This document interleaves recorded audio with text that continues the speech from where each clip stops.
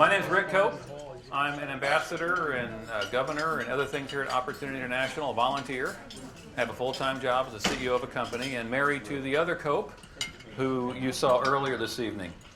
My great opportunity is to tell you why I like Opportunity International, why you should like Opportunity International, and with my new phrase now, crowdfunding, how we're going to get some crowdfunding going here tonight. But let's start off with the need. The need is kind of obvious, and we've all heard it before and said it before.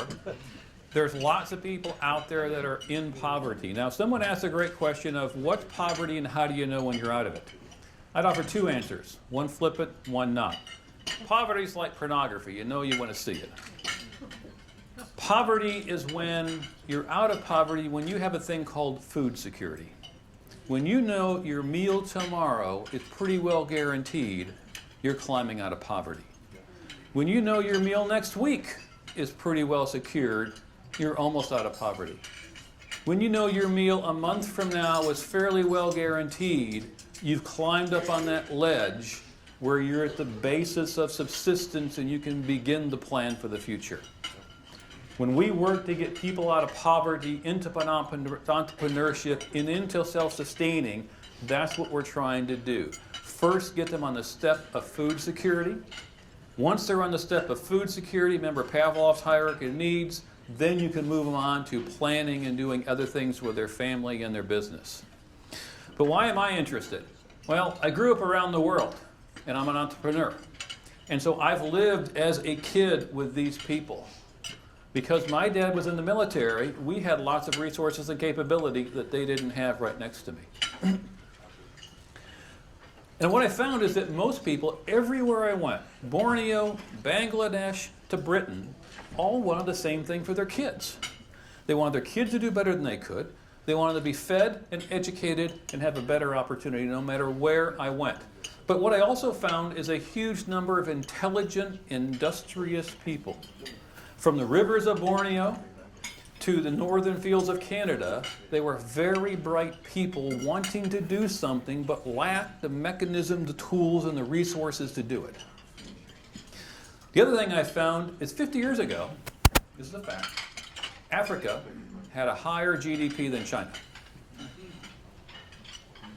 Now, what happened to China and what happened in Africa? We know.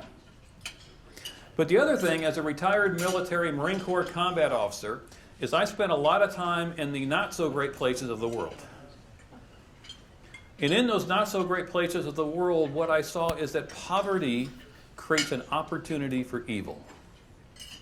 And when evil comes into those places of poverty and depression and hopelessness, it creates bad things that we all end up spending a lot of money and time fighting against.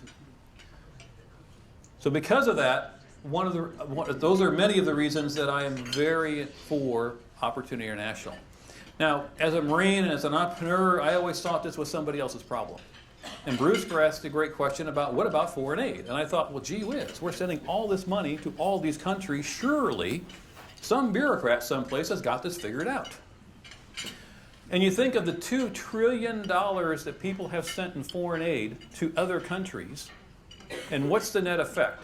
And these charts are hard to find because people don't like them. As foreign aid goes up, education goes down, and GDP goes down. The rich guys at the top take all the money, and the poor people at the bottom get nothing. So, okay, foreign aid doesn't work. What if we just give them stuff? I mean, let's send them food and clothes and all those kinds of good things.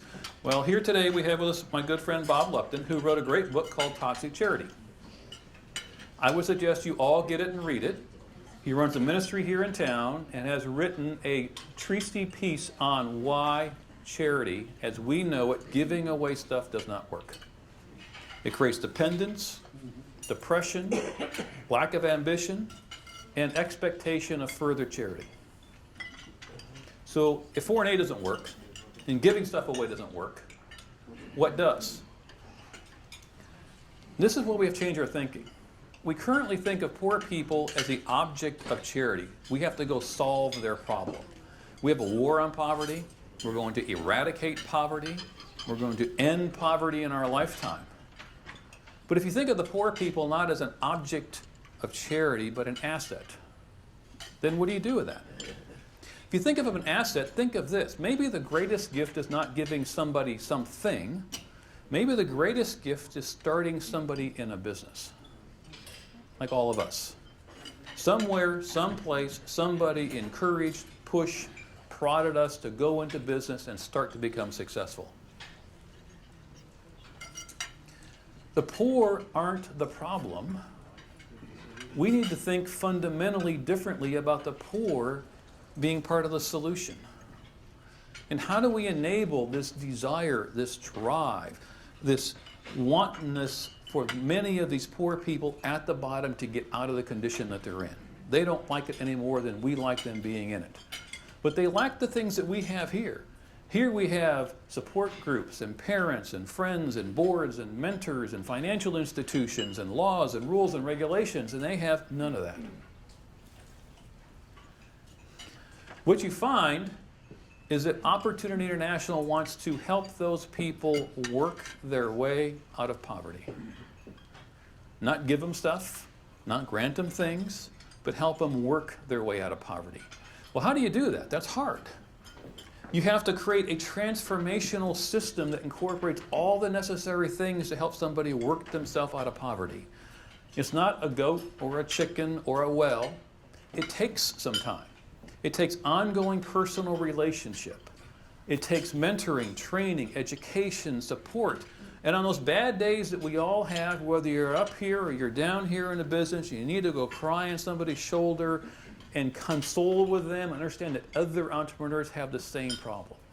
So what Opportunity does is we surround them with a trust group, other like-minded people who are in business too.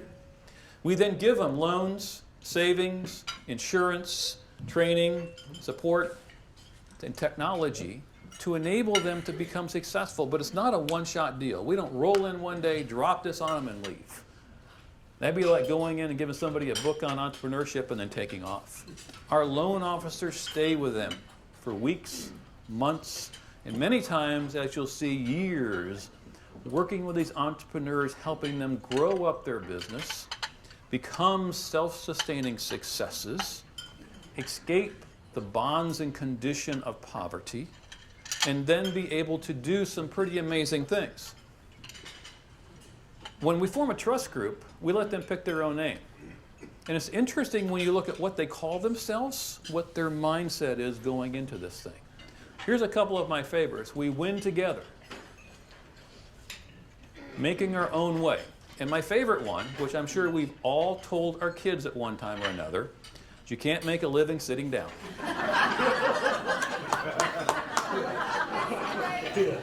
Or playing video games. Take your pick. But they call themselves that because it inspires them. It drives them forward. It makes them want to become more successful. And when they are, what do we get? And yes, she used to be in vogue. What do you get as a micro-entrepreneur that's a driving force in those countries? Because what do they do with their money when they're success? One is they care for their children and their family. Two, they support an average of 5 people in a household, and many times significantly more when you look at the people that they employ. 3, they employ others, but we so underestimate these people. We saw earlier in Betty's presentation that a woman who owned a taxi business and a salon did what? She formed her own nonprofit to help other girls in slums. And we think they're not capable of that. We think you have to be here and be one of us to be capable of that thought and that feeling and letting go of that kind of money, and yet these people do it all the time. What they need is for us to help them get there. Not do it for them, but to encourage them, support them, train them, fund them, educate them, pray for them, and help them get from here to where they want to be. They also become leaders in their community, which is important, because when you get these entrepreneurial leaders in their community, what do? They demand better services from their government. And we want them demanding better services from their government because hopefully as foreign aid tails off, the government will then be responsive to the population. especially the part of the population that has resources and funds.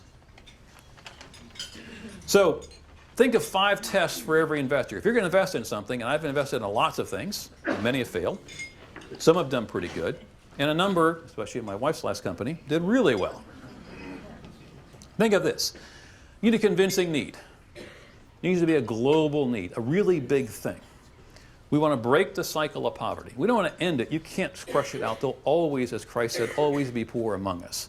But we can help those people that want to remove themselves from it get out of it. 2, you need a passionate and capable team. I'm a retired Marine Corps combat officer. I know leadership when I see it. And this team, under Vicki, exhibits extraordinary leadership. You need clear goals. You can't just wave your arms and say, we're going to go out there and do it. You need specific, actionable, on-the-ground things that are measurable. And we have those. You need a comprehensive strategy that addresses all those things and allows you to keep growing the organization. And last, you need a compelling return on investment. ROI-wise, cash-wise, emotionally, and spiritually. And I'd suggest that Opportunity International has those things. There are 3 principal reasons that I like OI. One is a strong focus on women. Women in the developing countries are the engine that can make change. The men will come along. They've been beaten down for so hard. They need the women to be successful to help encourage them to get back in the game. 2 is sustainable success. You've seen this. $1 turns into 6. The loans are repaid. It's not a charity that shows up every day handing their hand out again because we need more money because we're broke. 3 is your return on investment. This is an ROI that has amazing results. When we spend a lot of money today and we put it into a local company, we're hoping for a little bit of a return, but it takes a lot of money to get it. Here, you can help start hundreds to thousands of corporations and get them profitable. I'm going to show you a movie in just a second. Don't start it yet. About a hero of mine. Think about when you started your business. Think about all the troubles and trials and tribulations you went through. Think about all the challenges you had, and then multiply them 100-fold, and make yourself a woman, and put yourself in an African country.